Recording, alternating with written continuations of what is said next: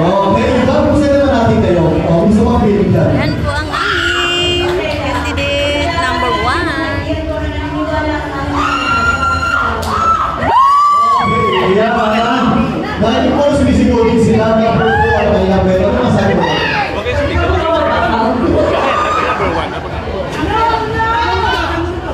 Kaya. O ito naman, kumusta naman dyan? Kinakabahan na pala sa ating mga pagkakaroon ito kanina. Okay lang yun? Medyo. Okay, kumusta naman? Di ba first time mo nalabang pa? First time na, first time! Kaba, pero fine! Number 1, kumusta ka naman dyan?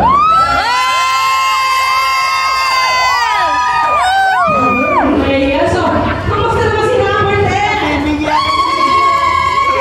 Nalayalamig ang tenga ko. Ito naman, this is a di ba?